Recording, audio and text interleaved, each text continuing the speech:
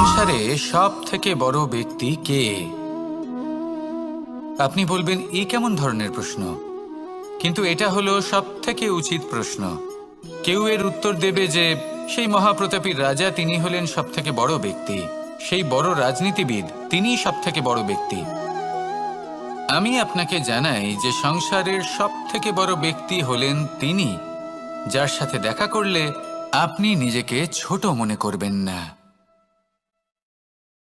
কোনো ব্যক্তি যিনি সব থেকে বেশি শক্তিশালী, আপনি যদি তার সামনে যান তাহলে উনি আপনার অন্তরের শক্তিকে বাইরে বের করে আনবে, আপনার অন্তরের লুকিয়ে থাকা শক্তিকে জাগ্রত করতে প্রেরণা প্রদান করবে। তিনি হলেন বড় ব্যক্তি, তিনি হলেন মহান ব্যক্তি। তিনি নন যিনি নিজের বল এবং ঐশ্বর্য দ্বারা আপনাকে তার সামনে ছোট প্রমাণ করবেন। এবং সেই জন্য মহাদেব আমার আরাধ্য হলেন আমার খুব প্রিয়। কারণ রাজা হোক বা ফকির, কেউ যদি ওনার সামনে যান তাহলে সে নিজেকে ছোট মনে করেন না। আপনিও যদি জীবনে অনেক বড় হতে চান তাহলে কাউকে কখনো নিজেকে ছোট মনে করতে দেবেন না। তার অন্তরে বড় হয়ে ওঠার প্রেরণা প্রদান করুন। আসুন আমার সাথে ভালোবেসে বলুন, রাধা রাধা। সংসারের একটা নিয়ম আছে, বা বলতে পারেন লোকে তাই বলে, যে শক্তিশালী হয় সে শক্তিহীনকে নত করে দেয়। এমনটাই হয়, তাই না? আবশ্যক নয়। কখনো কখনো এমনও হয় একজন অসমর্থ ব্যক্তি সমর্থ ব্যক্তিকে নত করে দেন। এটা সম্ভব, এও হতে পারে। আর এটা তখন হতে পারে যখন তার মধ্যে ভালোবাসার শক্তি থাকে। ভালোবাসার শক্তি এই সংসারে সব থেকে বড় শক্তি হয়। এই ভালোবাসার শক্তি দ্বারাই নির্ধন সুদামা আমাকে দিয়ে নিজের পা ধুইয়ে নিল, কিছু না বলেই, কিছু না চেয়েই। এই কর্মের আধার ছিল শুধুমাত্র ভালোবাসা। খুব শক্তিশালী হয় এই ভালোবাসা। ভালোবাসার শক্তি দ্বারাই আপনি হিমালয় পর্বতকে নত করতে পারেন, তাহলে কি অসম্ভব হতে পারে? এই ভালোবাসার শক্তির সঞ্চার করুন, আর এই ভালোবাসার সাথেই বলুন, রাধা রাধা। মানুষ একটা অত্যন্ত শ্রেষ্ঠ কর্ম করতে পারেন, সেটা হলো ভুলে যেতে পারা। আর সেটা বরদানের চেয়ে কম কিছু নয়। মানুষকে যখন কোনো কারণে নিজের প্রিয়জনদের থেকে দূরে যেতে হয়,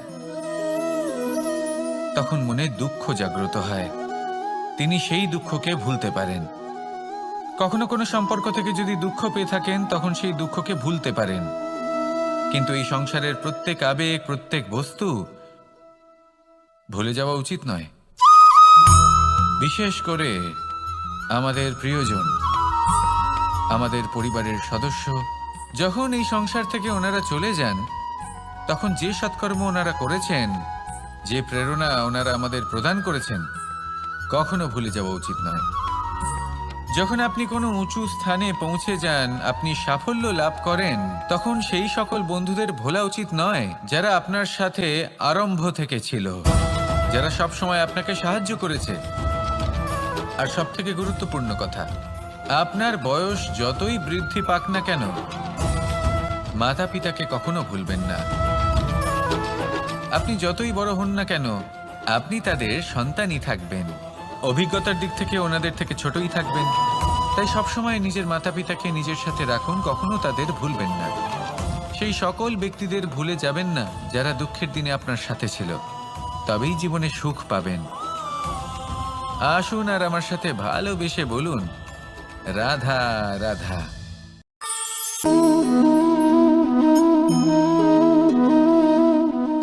জল এই সংসারের সমস্ত প্রধান তত্ত্বের মধ্যে একটি। এই জল যে কোনো জ্বালা দূর করে, আগুনকে নিভিয়ে দেওয়ার ক্ষমতা রাখে, অবিরল অবিচল ভাবে প্রবাহিত হতে পারে, একে কেউ বাধা দিতে পারে না। এর পথে বাধা সৃষ্টি করলে নিজের পথ নিজেই খুঁজে নেবে, বা সে নিজেই নিজের পথ বানিয়ে নেবে, কিন্তু কখনো থামবে না। এই জল হলো মহান, আর এর একটা মহান গুণ আছে, এর নিজস্ব কোনো রং নেই। কিন্তু যখন মেঘ থেকে বৃষ্টিরূপে পৃথিবীতে ঝরে পড়ে, তখন সমস্ত সংসারকে রঙিন করে তোলে। যেখানে খরা হয়েছে সেখানে শ্যামল করে তোলে। যে স্থান শ্যামল, সেখানে ভিন্ন ভিন্ন প্রকারের পুষ্প ফুটিয়ে তোলে। এই জল, এই জলের মতন আমাদের হতে হবে। ওর যেমন কোনো রং নেই, আমাদেরও যেন কোনো অহংকার না থাকে। শুধু কর্মের এই ধারাতে বইতে থাকুন, এই সংসারের মঙ্গল করতে থাকুন, শ্রেষ্ঠ কর্ম করতে থাকুন। এই সংসারকে এটা বলার কোনো প্রয়োজন নেই যে আপনি কে। আপনি যদি কর্ম করতে থাকেন তাহলে এই সংসার নিজে থেকেই আপনার মূল্য জানতে পারবে। আর তখন এই মন প্রসন্ন হয়ে বলবে, রাধা রাধা। আপনারা সবাই একটা গাছের পাতাকে দেখুন, যতক্ষণ পর্যন্ত গাছের সাথে মানে গাছের ডালের সাথে জুড়ে থাকে সে সবুজ থাকে, বাতাসের সাথে সে নড়তে থাকে। যতক্ষণ পর্যন্ত ও সূর্য থেকে পাওয়া রশ্মির শক্তি গাছে পৌঁছে দেয় ততক্ষণ ও ডালের সাথে যুক্ত থাকে। কিন্তু যখন সেই পাতা শুকিয়ে যায় তখন তার কোনো গুরুত্ব থাকে না। সেই পাতা গাছের ডালে এবং বৃক্ষের কাছে বোঝা হয়ে থেকে যায়। এবং এমন এক সময় আসে যখন সেই ডালটি শুকনো সেই পাতাকে পরিত্যাগ করে। এটাই আমরা এই প্রকৃতিতে দেখি এবং এটাই হলো সত্য। আর এটাই আমাদের জীবনে খুব বড় একটা শিক্ষা। যদি আপনিও নিজের জীবনে নিজের আপনজনদের কাছে বোঝা স্বরূপ হয়ে দাঁড়ান তাহলে তারা আপনাকে যতই ভালোবাসুক না কেন, ওনারা যদি নাও চান তাহলেও এমন এক দিন আসবে যখন আপনার আপনজন আপনাকে পরিত্যাগ করবে। সেই জন্য সবসময় আত্মনির্ভর হয়ে ওঠার চেষ্টা করুন, নিরন্তর পরিশ্রম করতে থাকুন, কারোর ওপর বোঝা হয়ে থাকবেন না, বরং তার সাথে মিলে দায়িত্ব পালন করুন। এমনটা করবেন তাহলে আপনার সম্মানও বজায় থাকবে এবং সম্পর্কের মধ্যে আপনার মূল্যও বজায় থাকবে। আসুন আর আমার সাথে ভালোবেসে বলুন, রাধা রাধা।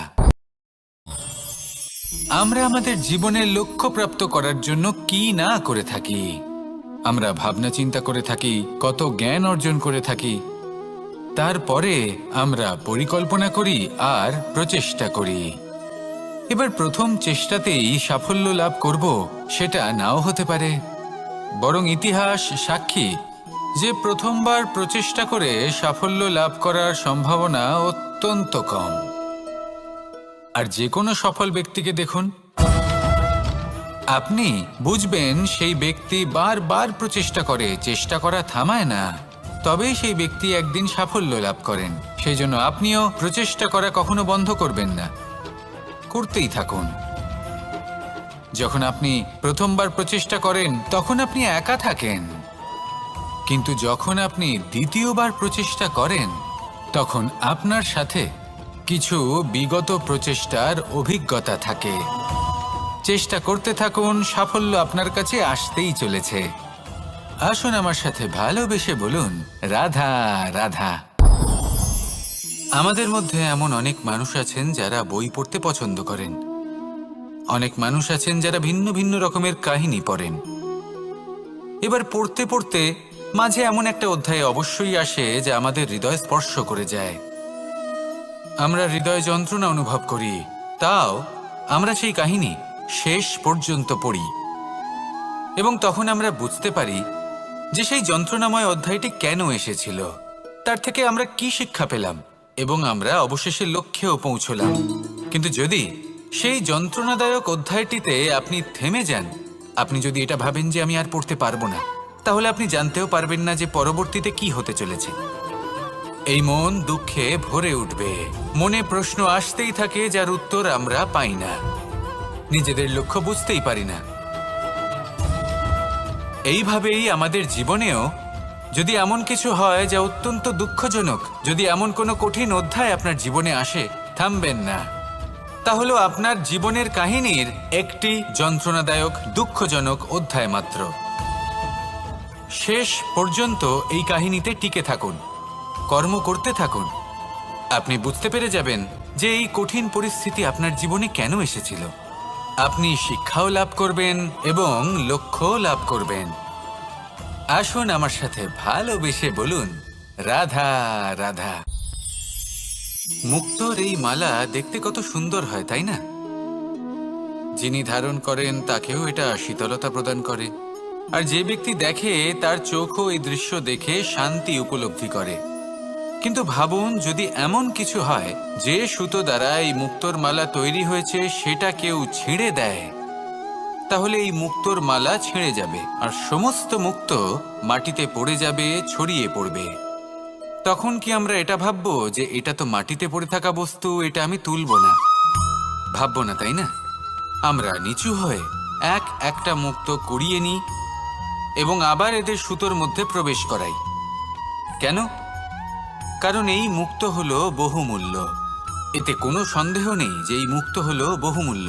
কিন্তু এর থেকেও অনেক বেশি বহুমূল্য হলো আমাদের জীবনে আমাদের সম্পর্ক, আমাদের বন্ধু বান্ধব। এই সম্পর্কেও কখনো কখনো বিবাদ হয়, মনোমালিন্য হয়, এগুলোও ছড়িয়ে যায়। আর সেই সময় এই মুক্তোর মতোই নত হয়ে আমাদের এই সম্পর্কগুলিকে হাতে তুলতে হবে, এদের জুড়তে হবে, এদের আগলে রাখতে হবে, কারণ এদের থেকে বহুমূল্য আর কিছুই নেই। আর যদি এই কাজটা আপনি শিখে নিতে পারেন, তাহলে আপনার জীবনের এই সম্পর্ক, এই বন্ধুত্ব সবসময় আপনাকে বল প্রদান করবে, আনন্দ প্রদান করবে। আর এই মন সুপ্রসন্ন হয়ে বলবে, রাধা রাধা। সুখ এবং দুঃখ এই দুই হলো আমাদের জীবনের অবশ্যম্ভাবী এবং গুরুত্বপূর্ণ অঙ্গ। আমাদের সকলের জীবনে কখনো সুখও আসে, আবার কখনো দুঃখও আসে। আমরা সবসময় ভাবি আমরা কিভাবে সুখ লাভ করব, কিভাবে আমরা দুঃখ থেকে দূরে থাকতে পারি। আর এই জীবনে যা কিছুই ঘটুক না কেন, সে সব কিছু আমরা সুখ এবং দুঃখের মাপদণ্ডে মেপে থাকি। এবার এখানে একটা ছোট্ট বিষয় আছে। এটা ভেবে দেখতে হবে যে কে আসলে সুখী ব্যক্তি। সুখী ব্যক্তি হলেন তিনি যিনি নিজের জীবনে নিজের কর্মের বিশ্লেষণ করে থাকেন, সেই বুঝে পদক্ষেপ নেন। উনি কি করতে চলেছেন সেটা উনি জানেন। আর যদি ওনার কোনো দোষ থাকে বা ভুল থাকে, তাহলে সেগুলো শুধরে নিয়ে এগিয়ে চলেন। সেই জন্য উনি সুখী হন। অন্যদিকে যে ব্যক্তি দুঃখী, তিনি কি করেন? তিনি নিজের উপর নয়, অন্যের উপর নিজের নজর রাখেন যে তিনি কি করছেন, কিভাবে কর্ম করছেন। ওনারা অন্যের নিন্দা করেন, অন্যের সাফল্য দেখে ঈর্ষা করেন, ক্রুদ্ধ হয়ে যান, ওনাদের বাধা দিতে চেষ্টা করেন। সেই জন্যই তো ওনারা দুঃখী হন। এই সংসারে এমন অনেক ব্যক্তি আছেন যারা এই কারণে দুঃখী নন যে তাদের জীবনে দুঃখ আছে। তারা এই কারণে দুঃখ পান কারণ অন্যের জীবন অনেক বেশি সুখের। দেখুন, শেষ পর্যন্ত আপনাকে নিজের কর্মের প্রতি মনোসংযোগ করতেই হবে, অন্যের প্রতি নয়। কারণ আপনার জীবনে আপনার কর্ম হলো এমন একটা জিনিস যা আপনার নিয়ন্ত্রণে আছে। নিরন্তর চেষ্টা করতে থাকুন, নিজের কর্মকে বুঝতে শিখুন, শুধরে নিন, নিজেকে শ্রেষ্ঠ করে তুলুন। তখন সাফল্য নিজে থেকে আপনার কাছে আসবে আর এই মন প্রসন্ন হয়ে বলবে, রাধা রাধা। এই সংসারে এমন কোন আবেগ আছে যা সবসময় কটু বলে মনে হয়, কিন্তু সবার শেষে এটি সব থেকে বেশি মধুর উপলব্ধি প্রদান করে, সব থেকে বেশি মধুর অনুভূতি প্রদান করে। উত্তর পেলেন? পেলেন না? আপনাকে একটা উদাহরণ দিই। যখন মাতা সীতাকে অপহরণ করা হয়েছিল, তখন শ্রীরাম অপেক্ষা করেছিলেন 4 মাস পর্যন্ত। উনি খুঁজতে চেয়েছিলেন, কিন্তু উনি ওনার খোঁজ বন্ধ রেখেছিলেন। কল্পনা করে দেখুন ওনার কতটা যন্ত্রণা হয়েছিল। উনি শুধু অপেক্ষা করছিলেন, কারণ তখন বর্ষা ছিল। অনেক দিন পর্যন্ত সূর্যের আলো দেখা যায়নি। উনি জানতেন এরকম সময় বানর সেনার পক্ষে বনের মধ্যে পথ খোঁজা খুবই কঠিন কাজ হবে। সাগর পার করা অত্যন্ত কঠিন হয়ে দাঁড়াবে। তারা হয়তো বনের মধ্যে পথ হারিয়ে ফেলবে। উনি অপেক্ষা করলেন, আর এই অপেক্ষার ফল হিসেবে উনি কি লাভ করলেন? সাগরে সেতু নির্মাণ করলেন এবং মাতা সীতাকে সসম্মানে আবার ফিরিয়ে আনলেন। যদি শ্রীরাম অপেক্ষা না করতেন, তাহলে হয়তো এই সব কিছু কখনোই সম্ভব হতো না। এটাই হলো শক্তি ধৈর্যের। এটাই হলো আমাদের কাছে শিক্ষা। এই ধৈর্যই প্রত্যেকবার আমাদের অত্যন্ত কঠিন বলে মনে হয়। ধৈর্য ধরা অত্যন্ত কঠিন, কিন্তু অবশেষে এটাই সব থেকে শ্রেষ্ঠ ফল দান করে, সব থেকে মধুর উপলব্ধি, সব থেকে মধুর অনুভূতি প্রদান করে। তাই ধৈর্য ধরে থাকুন, সব কিছু শুভ হবে। আর তখন এই মন প্রফুল্ল হয়ে বলবে, রাধা রাধা। এই সংসারে সব থেকে ভয়ানক এবং গভীর অন্ধকার কোনটা? সেটা যখন মেঘ সূর্যকে ঢেকে দেয় এবং সংসার অন্ধকারাচ্ছন্ন হয়ে ওঠে, নাকি তখন যখন সূর্যাস্তের সময় ঘনিয়ে আসে, সূর্য ঢলে যায় এবং এই সংসারে অন্ধকার ছেয়ে যায়, নাকি সেই অমাবস্যার রাত্রি যখন চতুর্দিকে ঘন অন্ধকার থাকে এবং চন্দ্রমার প্রকাশ কোথাও থাকে না? না, এই সংসারে সব থেকে বেশি ভয়ানক অন্ধকার হলো মানসিকতার অন্ধকার। মানসিকতা খুব গভীর একটা বিষয়। এই মানসিকতাই সত্যের রূপ ধারণ করে এবং আমাদের এই মানসিকতা এবং বিবেকে একটা সূর্য থাকে। যদি আমরা এটা জীবন থেকে বের করে ফেলি, তাহলে নিরাশা, হতাশা, অসফলতা এর এমন এক ঘন অন্ধকারে আমরা ফেসে যাব যে তার থেকে বাইরে বের হওয়া প্রায় অসম্ভব ব্যাপার হয়ে দাঁড়াবে। বড়ই কঠিন হয় সেই সময়। সেই জন্য ইতিবাচক মনোভাব থাকা খুব প্রয়োজনীয়। এটা ভাববেন না যে এটা আমার সাথে কেন হলো, এই সমস্যা কেন এলো, ওই ব্যক্তি আমার সাথে এটা কেন করলেন। এটা ভাবুন যে আমি জীবনে যে পরিস্থিতিতে দাঁড়িয়ে আছি তার থেকে আমি ঠিক কিভাবে বাইরে বেরোতে পারবো। যতই ঘন অন্ধকার থাকুক না কেন, খুব ছোট একটা প্রদীপের প্রকাশ আমাদের পথপ্রদর্শক হয়ে দাঁড়াতে পারে। আর আমাদের জীবনে এই ছোট্ট একটা প্রকাশ হলো আশা।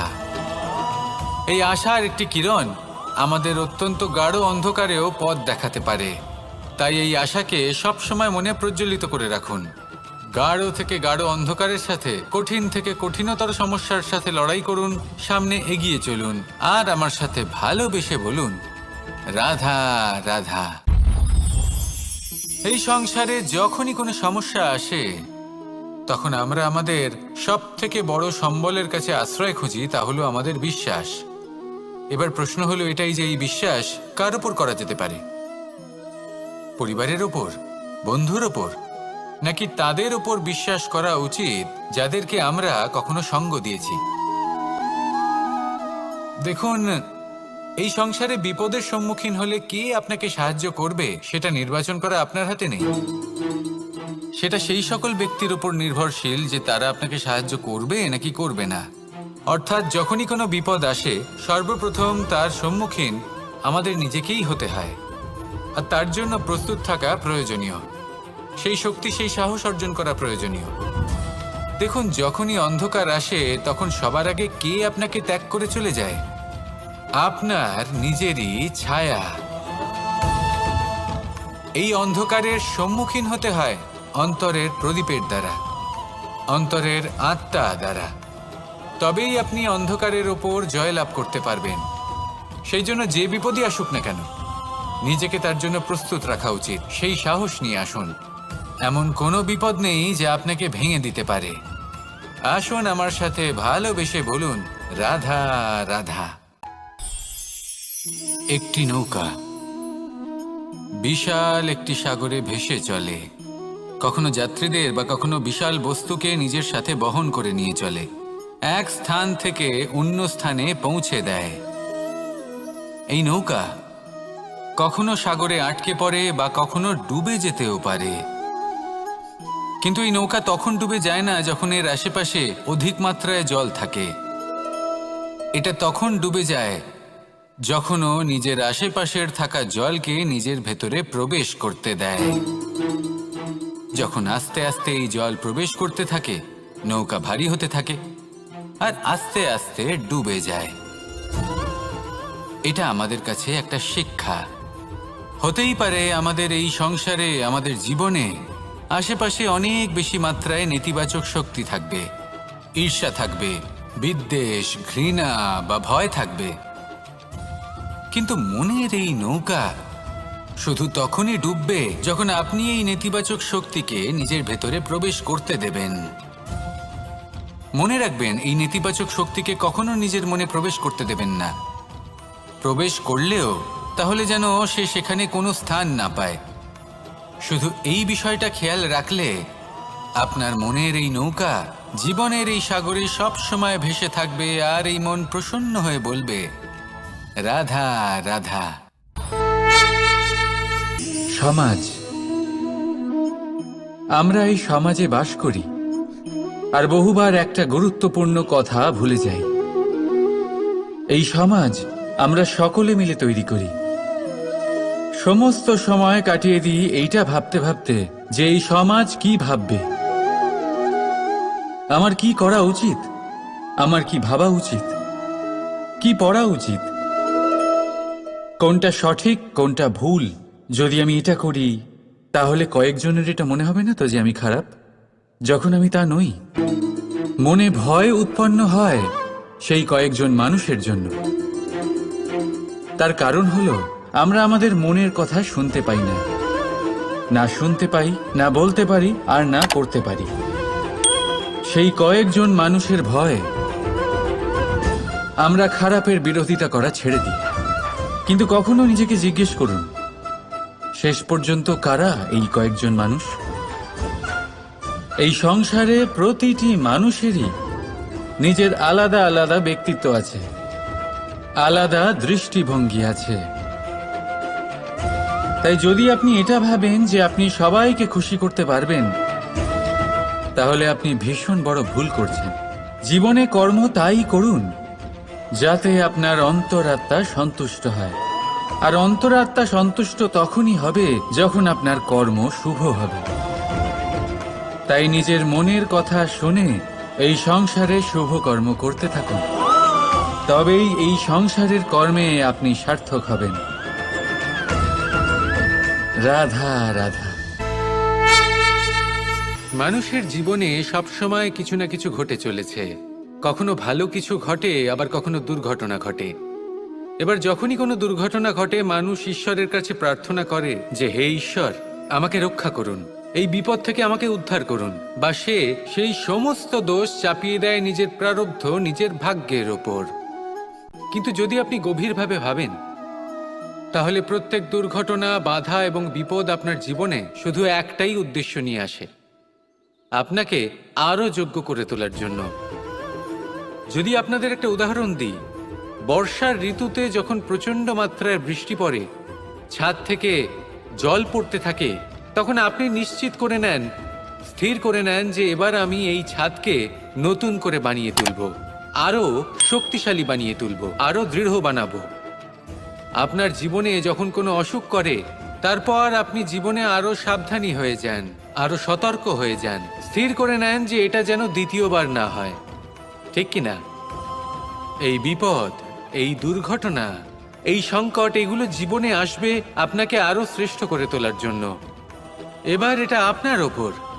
আপনি একে ভাগ্যের পরিহাস বলে মনে করবেন, নাকি ঈশ্বরের সংকেত মনে করবেন, যিনি আপনাকে আরো শ্রেষ্ঠ করে তুলতে চান? সিদ্ধান্ত আপনারই। আসুন আর আমার সাথে ভালোবেসে বলুন, রাধা রাধা। এবার ধরুন আমাকে দ্বারকা থেকে হস্তিনাপুর যেতে হবে, আর পথে আমি প্রত্যেকটা এমন স্থানে দাঁড়াচ্ছি যেখানে আমার মন আপ্লুত করার মতো কোনো দৃশ্য দেখতে পাচ্ছি, বা কোনো ব্যক্তিকে দেখতে পাচ্ছি, বা কোনো প্রসঙ্গ দেখতে পাচ্ছি, বা কোনো নাটক দেখতে পাচ্ছি। তাহলে কি আমি কখনো হস্তিনাপুরে উচিত সময়ে পৌঁছতে পারবো?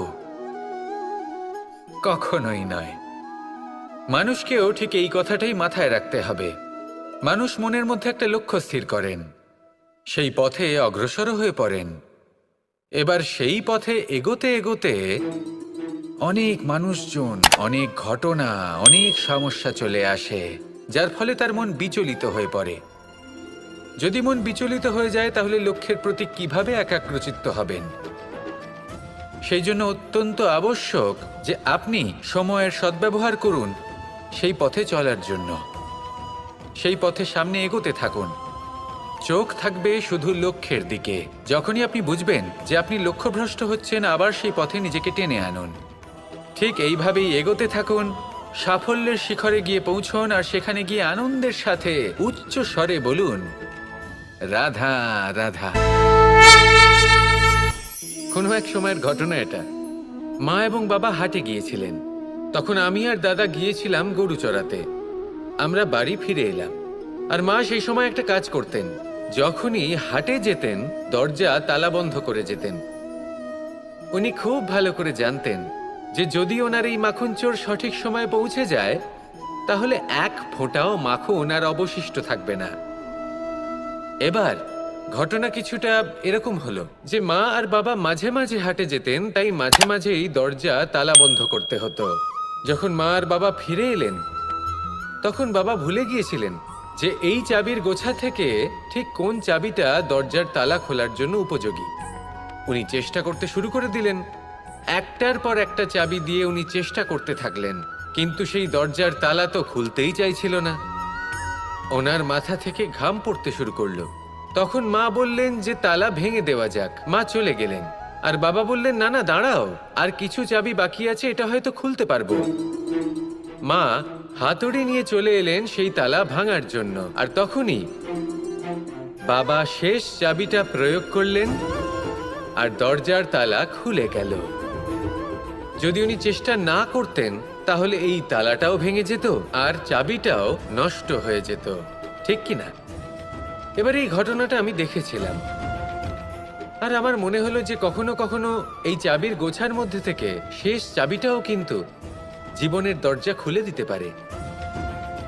সেজন্য আপনি যদি জীবনে সাফল্য লাভ করতে চেষ্টা করেন, নিজের লক্ষ্যে পৌঁছতে চান, তাহলে হার মানবেন না। হয়তো দেখবেন আপনার পরবর্তী প্রচেষ্টা বা এই অন্তিম প্রচেষ্টা আপনাকে সাফল্যের পথে নিয়ে গেল। তাই নিরন্তর প্রচেষ্টা করতে থাকুন, জীবনে সাফল্য লাভ করুন, আর আমার সাথে ভালোবেসে বলুন, রাধা রাধা। মানুষ নানান ধরনের বাসনা পোষণ করেন। তাদের নানান ইচ্ছে থাকে, অভিলাষা থাকে, নানান কামনা করতে থাকেন, স্বপ্ন দেখেন, প্রার্থনা করেন যেন তা সফল হয়, নিজের সম্পন্নতা কামনা করেন, আর শেষে নিরাশ হয়ে যান কারণ এসব কিছুই পান না। আপনাকে একটা ছোট্ট উদাহরণ দিই। জঙ্গলের রাজা কাকে বলা হয়? সিংহকে। এবার যেহেতু সিংহ বনের রাজা, তাই হরিণ তো তার কাছে এসে এটা বলতে পারে না যে আপনি হলেন বনের রাজা, তাই আপনি আমাকে মেরে ফেলুন, আমাকে খেয়ে ফেলুন আর নিজের ক্ষুধা নিবারণ করুন। এমন তো হয় না। সিংহ যতই বনের রাজা হোক, তাকেও পরিশ্রম অবশ্যই করতে হয়, তবেই তার ক্ষুধার নিবারণ হয়। সেইভাবেই আপনার সমস্ত স্বপ্ন, আপনার সমস্ত ইচ্ছে, আপনার সমস্ত অভিলাষা, সমস্ত আকাঙ্ক্ষা পূরণ হবেই, অবশ্যই হবে, পরিশ্রমের দ্বারা। শুধু ভাবলেই হবে না। তাহলে আপনিও জীবনে পরিশ্রম করুন, নিজের সমস্ত স্বপ্ন পূরণ করুন, আর আমার সাথে ভালোবেসে বলুন, রাধা রাধা। ভগবান আর ভক্ত যখন একাকার হয়ে যায়, যখন ভক্ত তার ভগবানের প্রতি এবং নিজের জীবনের উদ্দেশ্যের প্রতি সম্পূর্ণরূপে সমর্পিত হয়, তখন জন্ম নেয় ভক্তি। এই সংসারের সমস্ত আশা হয়তো আপনার সঙ্গ ত্যাগ করে দিতে পারে, তখনও ভক্তি সাথে থাকবে। ভক্ত আর ভগবান যখন একাকার হয়ে যায়, তাদের মধ্যে কোনো পার্থক্য থাকে না। তারা এক হয়ে যায়, এক ব্যক্তিত্ব, এক অস্তিত্ব। সেই জন্য কখনো জীবনে যে কোনো রূপেই, যে কোনো প্রকারেই, যে কোনো ঈশ্বরকে মান্য করুন, মনের মধ্যে শ্রদ্ধা ভাব জাগ্রত করুন, মনে ভক্তি ভাব জাগ্রত করুন। এই সমগ্র সংসারে সব কিছু আপনাকে ছেড়ে চলে গেলেও তখনও এই ভক্তি শুধুমাত্র আপনার উত্থান ঘটাবে। তাই মনে ভক্তি জাগ্রত করুন, আর আমার সাথে ভালোবেসে বলুন, রাধা রাধা। কর্ম কর্ম সর্বদাই শান্ত মনে করুন। ভিতের সেই ইটের মতো করুন যে শান্তভাবে 7 হাত গভীরে অবস্থান করে। সবার চোখ যায় শিখরের সেই পতাকার দিকে, কিন্তু শিখরে থাকা সেই পতাকা প্রতীক হলো ভিতের মধ্যে থাকা সেই ইটের শক্তির, যে শান্ত মনে নিজের কাজ করে গেছে। তাই এইভাবেই নিজের কর্ম করুন শান্ত মনে, সন্তোষ ভাব নিয়ে। কলরব যা করার তা আপনার সাফল্যকে করতে দিন, কারণ যখন সাফল্যের এই জয় জয়কার চারিদিকে ছড়িয়ে পড়ে, তখন কর্মের এই মৌনতা আরও শক্তিশালী হয়ে ওঠে। তাহলে আসুন আমার সাথে ভালোবেসে বলুন, রাধা রাধা। মানুষ জীবনে সবসময় সুখ পেতে চান, কিন্তু এই সুখ এটা আসলে কি? এই সুখের আসল রূপ কি? আমি বলি, সুখের আসলে দুটি রূপ হয়, বাহ্যিক সুখ, আত্মিক সুখ। আর এটা ঠিক তেমনই হয় যেরকম আমাদের শরীরের সাথে জড়িত ছায়া আর আমাদের শরীরের মধ্যে বসবাসকারী আত্মার। যদি ছায়ার কথা ভেবে দেখেন তাহলে বুঝতে পারবেন, আমাদের শোবার সময় ভোরবেলা এই ছায়া অনেক বড় হয়ে যায়। যখন এই সূর্য মাথার ওপরে চলে আসে, তার তাপ বেড়ে যায়, তখন এই ছায়া ছোট হয়ে যায়। আর যেই অন্ধকার নেমে আসে, এই ছায়া আপনার সঙ্গ ত্যাগ করে। এরকমই হয় বাহ্যিক সুখ। আর এবার কথা বলি আমাদের শরীরের মধ্যে বসবাসকারী এই আত্মা। এই আত্মা কখনো আমাদের সঙ্গ ত্যাগ করে না, সব সময় আমাদের সাথে জড়িয়ে থাকে। এরকমই হয় আত্মিক সুখ, যা সব সময় আমাদের সাথে থাকে। আত্মিক সুখ কারোর সেবা করে, আত্মিক সুখ কাউকে সাহায্য করে, আত্মিক সুখ প্রেম বোধের, যা কখনো আমাদের সঙ্গ ত্যাগ করে না। সেখানে বাহ্যিক সুখ, যতক্ষণ আপনি সম্পন্ন কিছু মানুষ এবং সুবিধার সাথে আছে, এই বাহ্যিক সুখ আপনার সাথে থাকবে। সম্পন্নতা চলে গেলে, মানুষজন চলে গেলে, সুখ সুবিধা চলে গেলে, বাহ্যিক সুখও চলে যায়। তাহলে এই আত্মিক সুখ খুঁজে নিন এবং সেই সুখের সাথেই বলুন, রাধা রাধা। এই সংসারের একটা নিয়ম আছে, বা বলতে পারেন লোকে তাই বলে, যে শক্তিশালী হয় সে শক্তিহীনকে নত করে দেয়। এমনটাই হয়, তাই না? আবশ্যক নয়, কখনো কখনো এমনও হয় একজন অসমর্থ ব্যক্তি সমর্থ ব্যক্তিকে নত করে দেন। এটা সম্ভব, এও হতে পারে। আর এটা তখন হতে পারে যখন তার মধ্যে ভালোবাসার শক্তি থাকে। ভালোবাসার শক্তি এই সংসারে সবথেকে বড় শক্তি হয়। এই ভালোবাসার শক্তি দ্বারাই নির্ধন সুদামা আমাকে দিয়ে নিজের পা ধুইয়ে নিল, কিছু না বলেই, কিছু না চেয়েই। এই কর্মের আধার ছিল শুধুমাত্র ভালোবাসা। খুব শক্তিশালী হয় এই ভালোবাসা।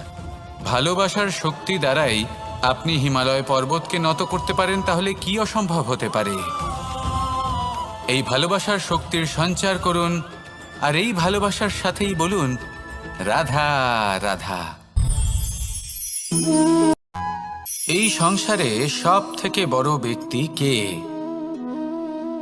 আপনি বলবেন, এ কেমন ধরনের প্রশ্ন? কিন্তু এটা হলো সব থেকে উচিত প্রশ্ন। কেউ এর উত্তর দেবে যে সেই মহাপ্রতাপী রাজা, তিনি হলেন সব থেকে বড় ব্যক্তি, সেই বড় রাজনীতিবিদ, তিনিই সব থেকে বড় ব্যক্তি।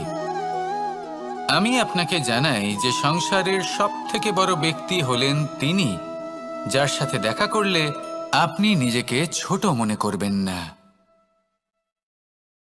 কোনো ব্যক্তি যিনি সব থেকে বেশি শক্তিশালী, আপনি যদি তার সামনে যান, তাহলে উনি আপনার অন্তরের শক্তিকে বাইরে বের করে আনবে।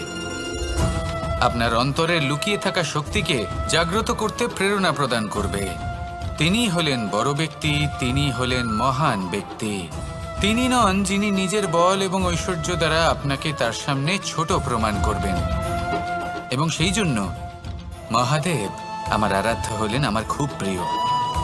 কারণ রাজা হোক বা ফকির, কেউ যদি ওনার সামনে যান তাহলে সে নিজেকে ছোট মনে করেন না।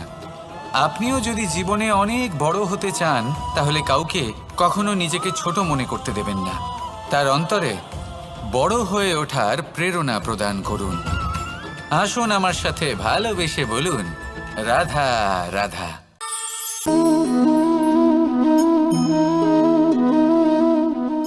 জল এই সংসারের সমস্ত প্রধান তত্ত্বের মধ্যে একটি। এই জল যে কোনো জ্বালা দূর করে, আগুনকে নিভিয়ে দেওয়ার ক্ষমতা রাখে, অবিরল অবিচল ভাবে প্রবাহিত হতে পারে, একে কেউ বাধা দিতে পারে না। এর পথে বাধা সৃষ্টি করলে নিজের পথ নিজেই খুঁজে নেবে বা সে নিজেই নিজের পথ বানিয়ে নেবে, কিন্তু কখনো থামবে না। এই জল হলো মহান, আর এর একটা মহান গুণ আছে, এর নিজস্ব কোনো রং নেই। কিন্তু যখন মেঘ থেকে বৃষ্টিরূপে পৃথিবীতে ঝরে পড়ে, তখন সমস্ত সংসারকে রঙিন করে তোলে। যেখানে খরা হয়েছে সেখানে শ্যামল করে তোলে, যে স্থান শ্যামল সেখানে ভিন্ন ভিন্ন প্রকারের পুষ্প ফুটিয়ে তোলে। এই জল, এই জলের মতন আমাদের হতে হবে। ওর যেমন কোনো রং নেই, আমাদেরও যেন কোনো অহংকার না থাকে। শুধু কর্মের এই ধারাতে বইতে থাকুন, এই সংসারের মঙ্গল করতে থাকুন, শ্রেষ্ঠ কর্ম করতে থাকুন। এই সংসারকে এটা বলার কোনো প্রয়োজন নেই যে আপনি কে। আপনি যদি কর্ম করতে থাকেন, তাহলে এই সংসার নিজে থেকেই আপনার মূল্য জানতে পারবে, আর তখন এই মন প্রসন্ন হয়ে বলবে, রাধা রাধা। মানুষ একটা অত্যন্ত শ্রেষ্ঠ কর্ম করতে পারেন, সেটা হলো ভুলে যেতে পারা, আর সেটা বরদানের চেয়ে কম কিছু নয়। মানুষকে যখন কোনো কারণে নিজের প্রিয়জনদের থেকে দূরে যেতে হয়, তখন মনে দুঃখ জাগ্রত হয়, তিনি সেই দুঃখকে ভুলতে পারেন। কখনো কোনো সম্পর্ক থেকে যদি দুঃখ পেয়ে থাকেন, তখন সেই দুঃখকে ভুলতে পারেন। কিন্তু এই সংসারের প্রত্যেক আবেগ, প্রত্যেক বস্তু ভুলে যাওয়া উচিত নয়। বিশেষ করে আমাদের প্রিয়জন, আমাদের পরিবারের সদস্য, যখন এই সংসার থেকে ওনারা চলে যান, তখন যে সৎকর্ম ওনারা করেছেন, যে প্রেরণা ওনারা আমাদের প্রদান করেছেন, কখনো ভুলে যাওয়া উচিত নয়। যখন আপনি কোনো উঁচু স্থানে পৌঁছে যান, আপনি সাফল্য লাভ করেন, তখন সেই সকল বন্ধুদের ভোলা উচিত নয় যারা আপনার সাথে আরম্ভ থেকে ছিল, যারা সব সময় আপনাকে সাহায্য করেছে। আর সব থেকে গুরুত্বপূর্ণ কথা, আপনার বয়স যতই বৃদ্ধি পাক না কেন, মাতা পিতাকে কখনো ভুলবেন না। আপনি যতই বড় হন না কেন, আপনি তাদের সন্তানই থাকবেন। অভিজ্ঞতার দিক থেকে ওনাদের থেকে ছোটই থাকবেন। তাই সব